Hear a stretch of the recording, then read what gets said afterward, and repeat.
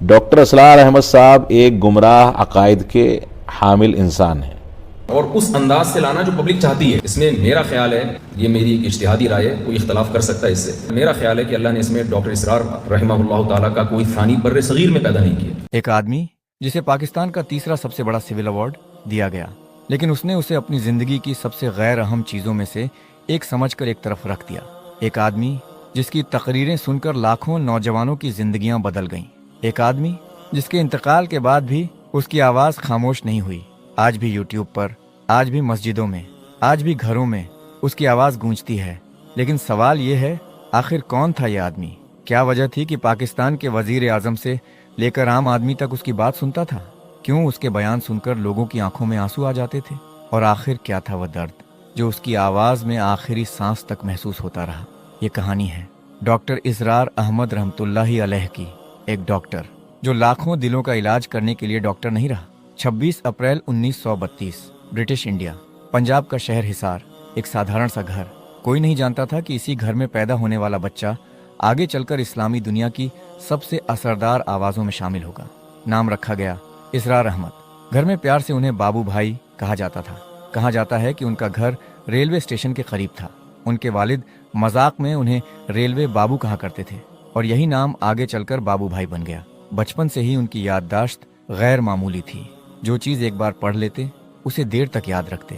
لیکن اس وقت کسی کو اندازہ نہیں تھا کہ یہ بچہ آگے چل کر قرآن کی تفسیر لاکھوں لوگوں تک پہنچائے گا۔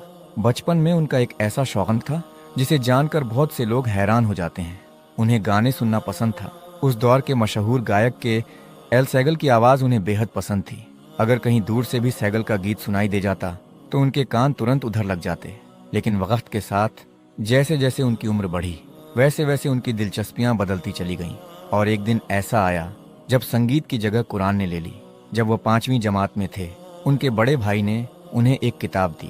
شاید اس وقت کسی نے نہیں سوچا ہوگا کہ یہ کتاب ان کی پوری زندگی بدل دے گی۔ اس کتاب کا نام تھا بانگ درا، علامہ محمد اقبال کا مشہور مجموعہ۔ اسرار احمد نے جب پہلی بار اقبال کو پڑھا تو انہیں محسوس ہوا کہ یہ صرف شاعری نہیں ہے، یہ ایک پکار ہے، ایک درد ہے، ایک مشن ہے۔ اقبال مسلمانوں کو جگا رہے تھے، انہیں ان کی کھوئی ہوئی پہچان یاد دلا رہے تھے، اور یہ پیغام سیدھے اسرار احمد کے دل میں اتر گیا۔ بعد میں انہوں نے خود کئی بار بتایا کہ ان کی فکر پر اقبال کا گہرا اثر تھا۔ پاکستان کا مصور اور مجوز اور مفکر علامہ اقبال تھے۔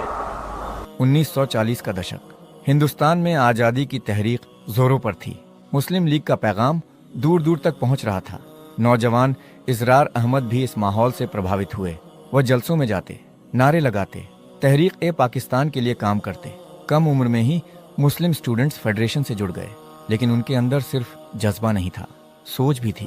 وہ سوال کرتے تھے، پڑھتے تھے، سمجھتے تھے، اور شاید یہی وجہ تھی کہ وہ بھیڑ کا حصہ بننے کے بجائے ایک سوچ رکھنے والے انسان بنتے جا رہے تھے۔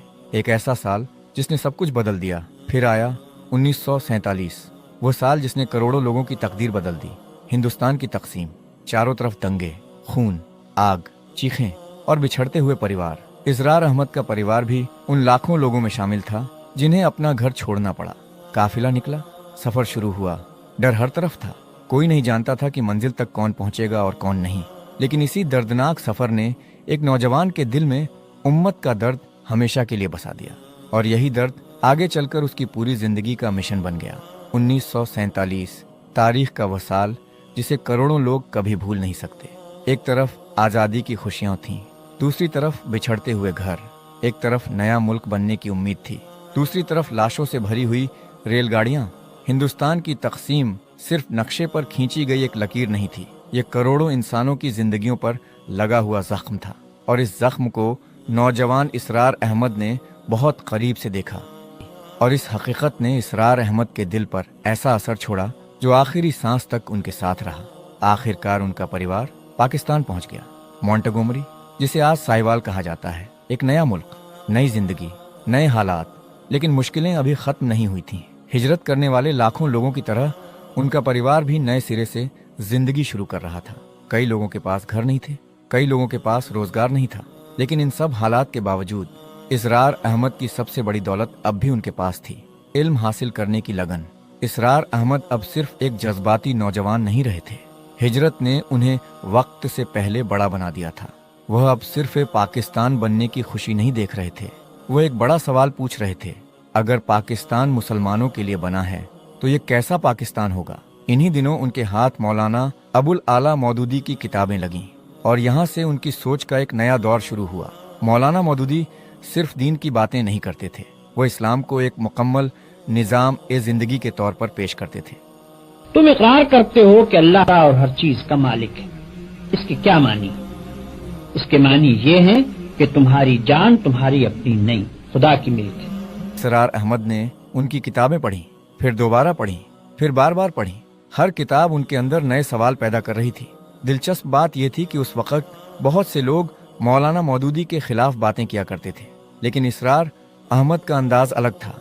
वह किसी इंसान को लोगों की बातों से नहीं, उसकी किताबों से पहचानते थे। वह कहते थे, पहले पढ़ो फिर राय बनाओ, और यही आदत आगे चलकर उनकी पूरी इल्मी जिंदगी की पहचान बनी। अब उनके सामने दो बड़ी शख्सियतें थीं, एक तरफ अल्लामा इकबाल, दूसरी तरफ मौलाना मौदूदी। एक उन्हें उम्मत का दर्द समझा रहा था, दूसरा उन्हें इस्लामी निज़ाम का तसव्वुर दे रहा था। लेकिन उनकी तलाश अभी पूरी नहीं हुई थी, क्योंकि बहुत जल्द उनकी जिंदगी में एक तीसरी चीज आने वाली थी, जो इकबाल से भी बड़ी थी, मौदूदी से भी बड़ी थी, और वही चीज आगे चलकर उनकी पूरी जिंदगी का मिशन बनने वाली थी। कुरान। 1950। पाकिस्तान अभी अपने शुरुआती दिनों में था। नई हुकूमत, नई चुनौतियां, नई उम्मीदें, और इन्हीं दिनों एक नौजवान लाहौर पहुंचा। नाम था इसरार अहमद। मंजिल थी किंग एडवर्ड मेडिकल कॉलेज। उस दौर में यह सिर्फ एक मेडिकल कॉलेज नहीं था, ये पूरे पाकिस्तान के सबसे प्रतिष्ठित तालीमी इदारों में शुमार होता था। यहाँ दाखिला मिलना ही बड़ी कामयाबी माना जाता था। और अब हिसार का वह नौजवान जो कुछ साल पहले हिजरत के दर्द से गुजरा था, इस प्रतिष्ठित इदारे में दाखिल हो चुका था। या शायद नहीं, जाहिर तौर पर देखें तो उनका सपना पूरा हो चुका था। हर माँ बाप चाहते हैं कि उनका बेटा डॉक्टर बने। हर नौजवान चाहता है कि उसके पास इज्जत हो, मकाम हो, रोशन मुस्तकबिल हो। लेकिन इसरार अहमद के अंदर कुछ और चल रहा था। वो मेडिकल साइंस पढ़ रहे थे, लेकिन उनके दिल में एक दूसरा सवाल लगातार उठ रहा था। अगर मुसलमानों के पास पाकिस्तान आ गया है तो फिर भी उनकी हालत क्यों नहीं बदल रही? किंग एडवर्ड मेडिकल कॉलेज का हॉस्टल, दिन में classes, practicals, anatomy, physiology, surgery, लेकिन रात को एक अलग दुनिया शुरू होती।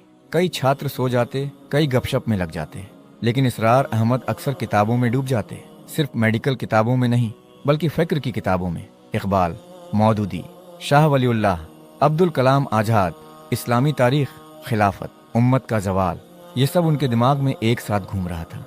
मेडिकल कॉलेज में उन्होंने इंसानी जिस्म को पढ़ा, दिल कैसे काम करता है, दिमाग कैसे काम करता है, खून कैसे बहता है, बीमारी कैसे पैदा होती है और इलाज कैसे किया जाता है।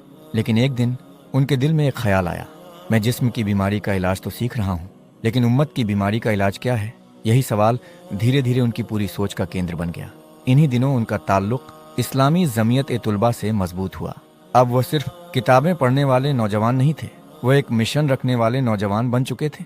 कॉलेज में बहसें होती, इस्लाम पर चर्चाएं होती, पाकिस्तान के मुस्तकबिल पर बातें होती, और इसरार अहमद हर चर्चा में गहरी दिलचस्पी लेते, क्योंकि उनके लिए दीन सिर्फ मस्जिद तक सीमित चीज नहीं था, वह उसे पूरी जिंदगी का निज़ाम समझते थे।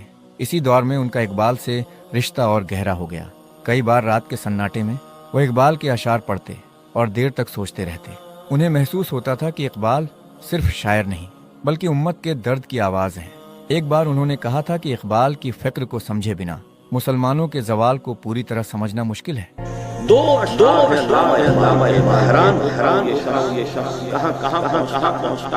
और शायद यही वजह थी कि बाद में उनकी तकरीरों में इकबाल बार बार नजर आते हैं। फिर वह दिन भी आ गया, साल 1954। सालों की मेहनत के बाद उन्होंने MBBS मुकम्मल कर ली। घर वाले खुश थे, दोस्त खुश थे, मुल्क को एक नया डॉक्टर मिल गया था। लेकिन उसी दिन एक और चीज हुई, एक ऐसी चीज जिसने उनकी पूरी जिंदगी का रुख बदल दिया। ज्यादातर लोग डिग्री मिलने के बाद नौकरी ढूंढते हैं, करियर बनाते हैं, घर बसाते हैं, लेकिन इसरार अहमद ने डिग्री लेने के कुछ ही समय बाद एक और फैसला किया। उन्होंने जमात ए इस्लामी की रुकनियत के लिए दरख्वास्त दे दी। सोचिए, एक तरफ मेडिकल करियर, दूसरी तरफ दीन का मिशन, और उन्होंने दूसरी राह चुन ली। यह फैसला अचानक नहीं था, यह सालों की सोच, मुताला और बेचैनी का नतीजा था। अब वह डॉक्टर थे, लोग उन्हें डॉक्टर इसरार अहमद कहने लगे थे, लेकिन अंदर से उन्हें महसूस हो रहा था कि उनकी असली मंजिल अभी दूर है। अल्लाह ने उन्हें सिर्फ डॉक्टर बनने के लिए नहीं भेजा। उनके अंदर एक आवाज़ थी जो कह रही थी, तुम्हें कुछ और करना है, बहुत बड़ा करना है, उम्मत के लिए करना है। और जल्द ही यह आवाज़ इतनी मजबूत हो जाएगी कि वह अपनी पूरी डॉक्टरी ही छोड़ देंगे। एक ऐसा फैसला जिसने लाखों लोगों को हैरान कर दिया। लेकिन उसी फैसले ने डॉक्टर इसरार अहमद को डॉक्टर इसरार अहमद बनाया। जितना ज़्यादा वो पढ़ते उतना ज़्यादा महसूस करते कि मुसलमानों की असली बीमारी कुछ और है। गरीबी नहीं, कमज़ोरी नहीं, तालीम की कमी भी नहीं, बल्कि कुरान से दूरी। उन्हें महसूस होने लगा कि उम्मत ने अपने सबसे बड़े ख़जाने को पीछे छोड़ दिया है और जब तक ये रिश्ता दोबारा मजबूत नहीं होगा तब तक हालात नहीं बदलेंगे। डॉक्टर इसरार अहमद मौलाना अबुल आला मौदूदी से बहुत मुतासिर थे, लेकिन वह आंखें बंद करके किसी की पैरवी करने वाले इंसान नहीं थे। वह सोचते थे, सवाल करते थे, दलाइल तलाश करते थे। वक़्त के साथ कुछ अहम मसाइल पर उनका नज़रिया जमाते इस्लामी से अलग होने लगा। उन्होंने महसूस किया कि जिस रास्ते की वो तलाश कर रहे हैं वह शायद उनसे कुछ अलग है। ये कोई मामूली बात नहीं थी। जिस तहरीक से मोहब्बत हो उससे अलग राय रखना आसान नहीं होता, लेकिन डॉक्टर इसरार अहमद ने हमेशा अपने ज़मीर की आवाज़ को अहमियत दी। इसी तलाश ने उन्हें कराची पहुंचा दिया। उन्होंने फैसला किया कि अब सिर्फ मेडिकल साइंस नहीं बल्कि इस्लामी स्टडीज़ का भी गहरा मुताला किया जाए। उन्होंने कराची यूनिवर्सिटी में इस्लामी अध्ययन की तालीम हासिल करनी शुरू की। अब उनका दिन और रात इल्म में गुजरने लगे। एक तरफ मेडिकल साइंस, दूसरी तरफ कुरान, एक तरफ जिस्म, दूसरी तरफ रूह। उनके करीब रहने वाले लोग बताते हैं कि वो घंटों किताबों में डूबे रहते थे। कई कई रातें ऐसी गुजरती जब वो पढ़ते रहते, सोचते रहते, नोट्स बनाते रहते। उनके लिए इल्म सिर्फ डिग्री लेने का जरिया नहीं था, इल्म अल्लाह तक पहुंचने का रास्ता था। इल्म उम्मत की इस्लाह का जरिया था। इल्म उनका मिशन बन चुका था। बहुत से लोग दीन की बातें करते हैं, बहुत से लोग मशवरे देते हैं, लेकिन अपनी पूरी जिंदगी बदल देना ये बहुत कम लोग कर पाते हैं। डॉक्टर इसरार अहमद ने फैसला कर लिया, वो अपनी जिंदगी कुरान के लिए वक्फ करेंगे, दावत के लिए वक्फ करेंगे, उम्मत की बेदारी के लिए वक्फ करेंगे। ये फैसला आसान नहीं था। आखिर घर भी था, जिम्मेदारियां भी थीं, मुस्तकबिल भी था, कमाई भी थी, लेकिन उनके दिल में जो आग जल चुकी थी वह अब बुझने वाली नहीं थी। उन्हें यकीन था कि अगर इंसान अल्लाह के दीन के लिए खड़ा हो जाए तो अल्लाह उसके लिए रास्ते खोल देता है। उस दिन के बाद डॉक्टर इसरार अहमद सिर्फ एक डॉक्टर नहीं रहे, उनकी असली पहचान बननी शुरू हो गई। अब उनका मिशन था कुरान को लोगों तक पहुंचाना, कुरान को समझाना, कुरान को जिंदगी का मरकज बनाना। और आने वाले कुछ सालों में लाहौर की एक मस्जिद में शुरू होने वाला एक छोटा सा दर्स एक ऐसी तहरीक में बदल जाएगा जिसका असर पूरी दुनिया में महसूस किया जाएगा। और वहीं से शुरू होगा डॉक्टर इसरार अहमद की जिंदगी का सबसे शानदार दौर। 1970 का दौर। पाकिस्तान सियासी और फिक्री तूफान से गुजर रहा था। एक तरफ सियासी जमातें थीं, दूसरी तरफ आइडियोलॉजीज का टकराव था। कहीं सोशलिज्म का नारा लग रहा था, कहीं सेक्युलरिज्म की बात हो रही थी। और इसी दौर में डॉक्टर इसरार अहमद एक और नतीजे पर पहुंच चुके थे। सिर्फ बयान काफ़ी नहीं, सिर्फ दर्स काफ़ी नहीं, सिर्फ किताबें काफ़ी नहीं, अब एक मुंजज़म जमात की ज़रूरत थी। तंजीम इस्लामी की बुनियाद। डॉक्टर इसरार अहमद ने तंजीम इस्लामी की बुनियाद रखी। ये उनकी ज़िंदगी का एक बहुत बड़ा मोड़ था। उनका ख्याल था कि मुसलमानों को सिर्फ इल्म नहीं, तंजीम भी चाहिए। सिर्फ जज्बा नहीं, निज़ाम भी चाहिए। सिर्फ मोहब्बत नहीं, अमल भी चाहिए। इसी सोच ने तंजीम इस्लामी को जन्म दिया, एक ऐसा फैसला जो हर कोई नहीं कर सकता। इसी दौर में डॉक्टर इसरार अहमद ने वह काम किया जो बहुत कम लोग कर पाते हैं। उन्होंने अपनी प्रोफेशनल लाइफ को पीछे छोड़ दिया। डॉक्टरी, कारोबार, दुनियावी तरक्की सब सेकेंडरी हो गया। अब उनकी जिंदगी का मरकज सिर्फ एक था, कुरान। वो कहते थे इंसान की असल कामयाबी अल्लाह के दीन की खिदमत में है। और उन्होंने इस बात को सिर्फ कहा नहीं, जिया भी।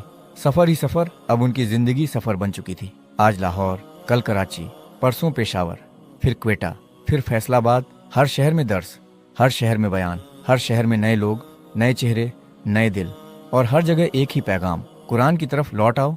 लोग क्यों मुतासिर होते थे?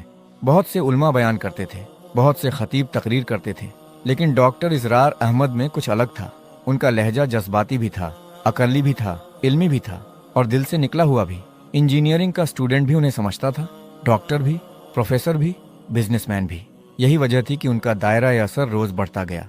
फिर आया टेलीविजन। 1970 के आखिर और 1980 के शुरुआती सालों में पाकिस्तान टेलीविजन यानी PTV मुल्क का सबसे बड़ा मीडिया प्लेटफॉर्म था। उस दौर में टीवी पर आना आज के सोशल मीडिया पर वायरल होने से भी बड़ी बात थी। और फिर एक दिन डॉक्टर इसरार अहमद को टीवी पर बोलने का मौका मिला। अल हुडा प्रोग्राम का नाम था, अल हुडा।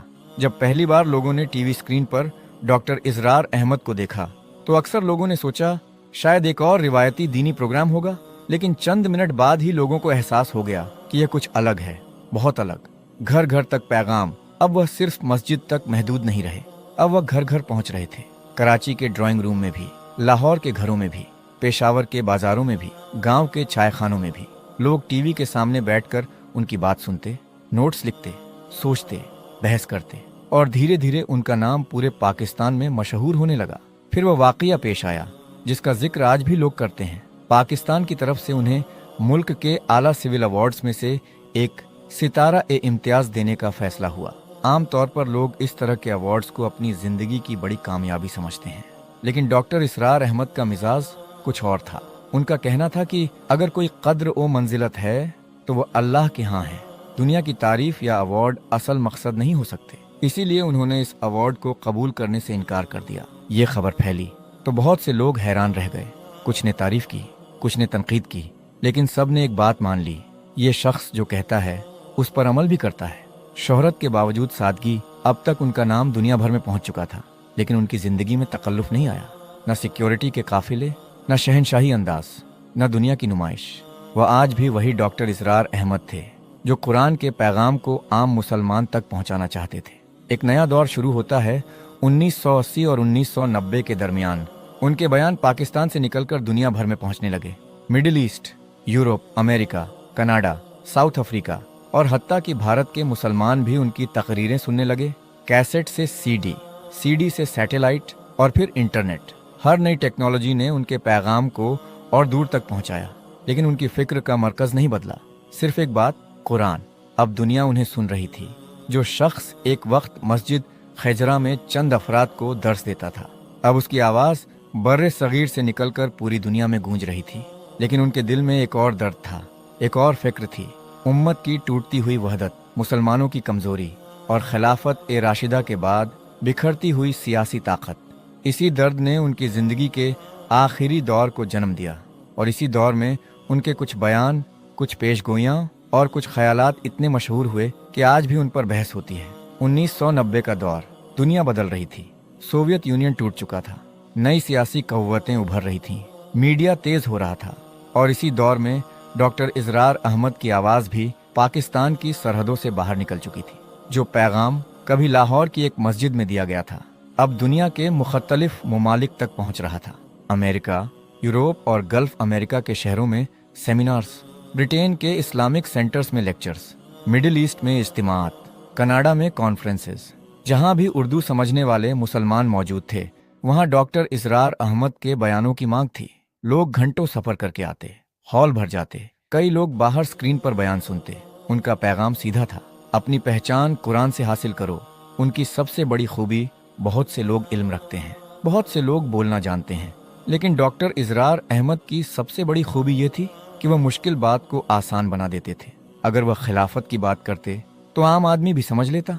अगर वह कुरान की किसी गहरी आयत की तफसीर करते तो यूनिवर्सिटी का स्टूडेंट भी मुतासिर होता। इसी वजह से उनके सुनने वालों में सिर्फ दीनी तबका नहीं था। Doctors, engineers, professors, students, businessman सब शामिल थे। इकबाल से मोहब्बत डॉक्टर इसरार अहमद का जिक्र हो और अल्लामा इकबाल का जिक्र ना हो, ये मुमकिन नहीं।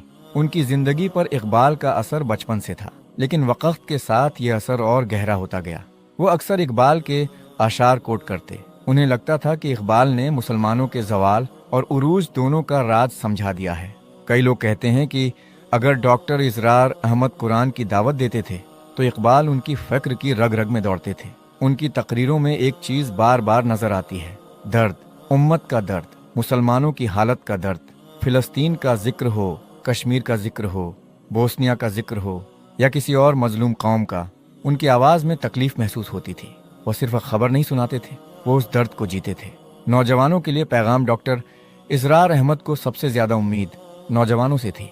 वो कहते थे, जिस कौम के नौजवान जाग जाए उस कौम को कोई नहीं हरा सकता। इसीलिए उनके लेक्चर्स में नौजवानों की तादाद हमेशा ज़्यादा नजर आती थी। कई इंजीनियर्स, कई डॉक्टर्स, कई प्रोफेशनल्स उनके बयान सुनकर दीनी काम की तरफ आए।